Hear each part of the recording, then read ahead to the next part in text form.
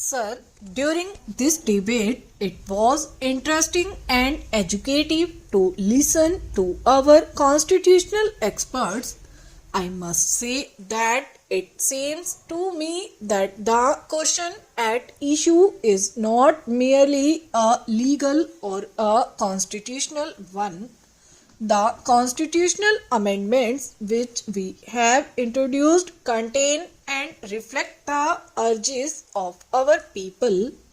For some time, there has been a deliberate inflation of fears which to me seem to be unreal. A controversy has been generated as regards the supremacy of Parliament against the supremacy of the Constitution, as if these two were distinct concepts, mutually exclusive and even perhaps opposite. Those who describe the issue in this manner conveniently forget that our Constitution was drafted on the fundamental assumption that our people have firm faith in the principles of democracy. This faith in our people reflects in our Constitution. Several honorable members have spoken of the confrontation between Parliament and the judiciary. There need not be a confrontation, and I think that to create an atmosphere of confrontation does not do us much good. I do not think that there is any real confrontation either, because each institution has its assigned place and role. We all know that there can be no third chamber and that no constitution can be frozen into a static position. What do we see when we look at the world around us? It would not take us long to discover that many an institution has collapsed, many a constitution has been scrapped because it ceased to be an effective instrument for orderly change. That our Constitution and our democratic institutions have survived when all round us there is a climate of tension and violence is a tribute to the faith of our people in democratic ideals, and also to the flexibility and responsiveness of our Constitution and our political institutions to the urges of our people. While introducing this bill, my colleague spoke of the arguments of those who opposed this bill as being based on fear and nervousness.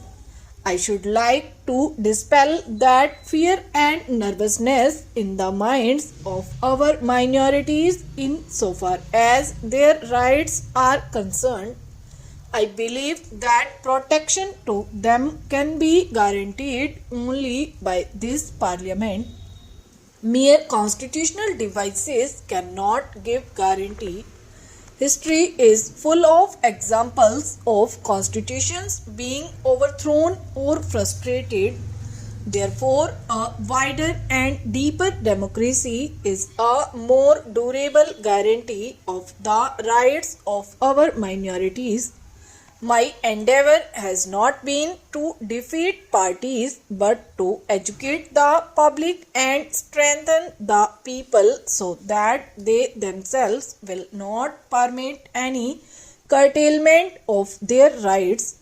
The protection of the rights of the minorities can be ensured only when the majority itself is convinced that its well-being and progress is linked with a sense of security amongst the minority communities. In the ultimate analysis, it is only a sensitive and strong public opinion which can give real protection to the minorities. The major premise of democracy is the will of the people as expressed through parliament. As my honorable friend said in his excellent speech, if our democracy had gone violent and had become an instrument of oppression, it would have failed and something else would have taken its place.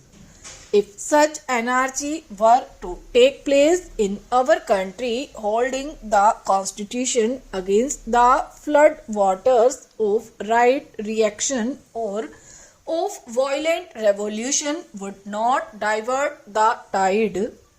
There is an unending attempt by vested interests to divide the people and to mislead the minorities.